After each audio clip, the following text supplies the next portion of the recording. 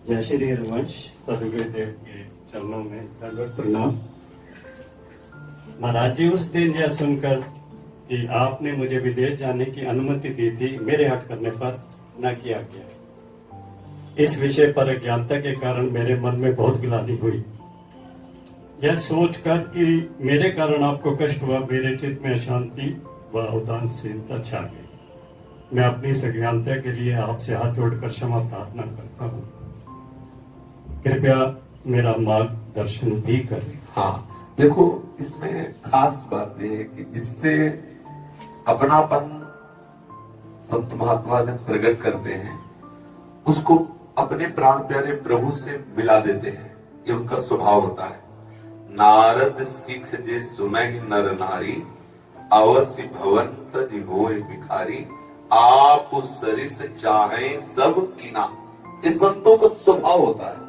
तो जैसे आप शरणागत हैं, आपकी अवस्था कम है, आपकी वृद्धावस्था है, आपका जीवन कम है। उस कम जीवन में आप जितना तन्मयता प्राप्त करें प्रभु से, उतना हमें सुख मिलेगा। प्रभु की तन्मयता के लिए हमें वातावरण भागवतिक चाहिए, हमें भक्तों का संग चाहिए, हमें रोज ऐसी चर्चाएं सुनने को मिले जिससे हमारा मन जो विषयी है, जो संसारिक है, वो उल्लसित होकर प्रभु की तरफ चल दे। तो इसलिए जैसे अपना कोई नौजवान शिष्य हो, कहे हम विदेश जा रहे हैं, तो हमसे कहेंगे कि अगर भारत में व्यवस्था हो जाए तो क्यों जाओगे? नहीं बन रहा तो ठीक है, आप इन नियमों का पालन करना, आप चले जाओ। लेकिन वो अब आपके लिए नहीं, क्योंकि आपका शरीर वृद्ध है और आपका उद्देश्य भगवत प्राप्ति है। तो जैसे अब हमें ये पता चलेगा कि आपकी हार्दिक इच्छा है विदेश जाने की, फिर हम अपने हृदय की इच्छा को दबाएंगे कि एक बार ये ठोकर खा के आ जाए, और जब दुखी होंगे तब हम अपनी दवा डाल देंगे।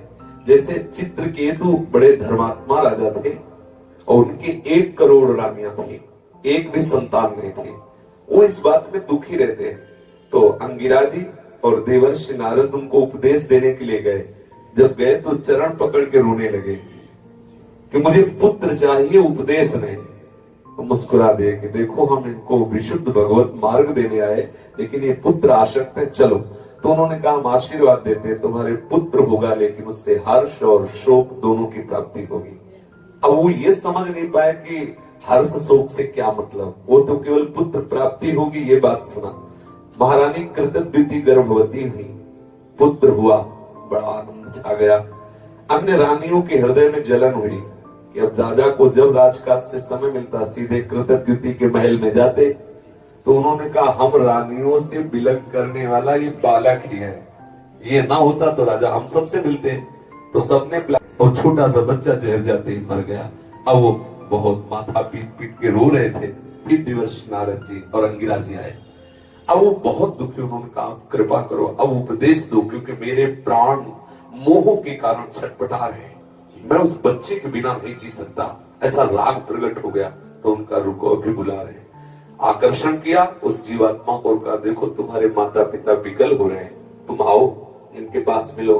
तो देवर्षि नारद जी से कहा कि महाराज आप कह रहे हैं, अरे कई बार इसके हम बाप बने हैं, कई बार ये हमारी पत्नी बना है, कई क्या क्या कौन किसका। और जब वो उपदेश देने लगा ना, तब राजा को लगा कि हम इतने पावरे हैं, जो हमसे बिल्कुल प्यार नहीं करता उससे हम। तो उन्होंने कहा हमें उपदेश दो। फिर उपदेश दिया। वही भगवान संकर्षण की आराधना करके सिद्ध महापुरुष हुए।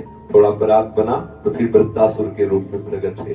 तो जब आरत अधिकारी जब पावे तो गूढ़ो तत्व साधु दुरावे, हम उसी समय आपको उठाना चाहते हैं, पर जब पता चला कि नहीं अभी भागने की इच्छा है तो भागो, जब गिरोगे तो फिर उठाएंगे।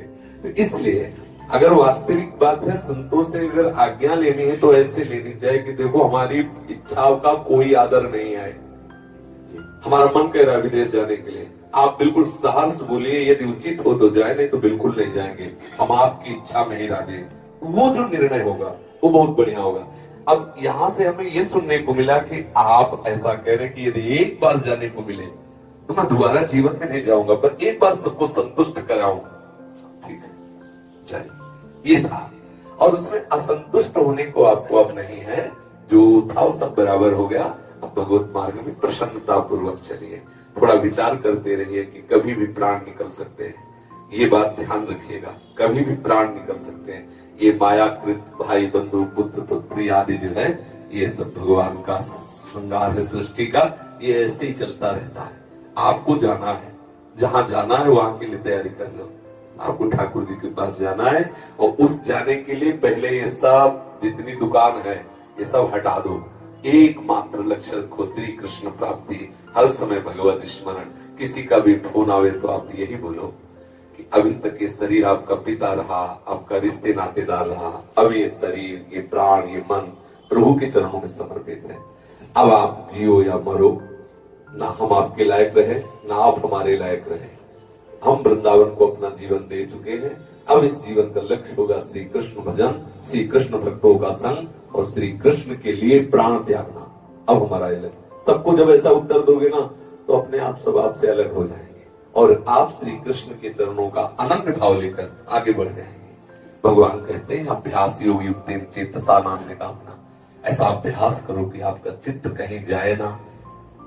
बिजली वहीं जाती है जहां कनेक्शन होता है, तार और कनेक्शन, बिजली वही, जब तारे ही कटे तो बिजली कहां जाएगी। तो हमारा चिंतन तभी जाता है जहां अपनापन होता है, जब अपनेपन खत्म हो गया तो फिर किससे क्या। अब अंतिम समय है, अंतिम बन गई तो पूरी बन गई, ठीक है। और ये कभी ना सोचो कि हम कभी नाराज है या हम असंतुष्ट है, नहीं नहीं, कदापि नहीं।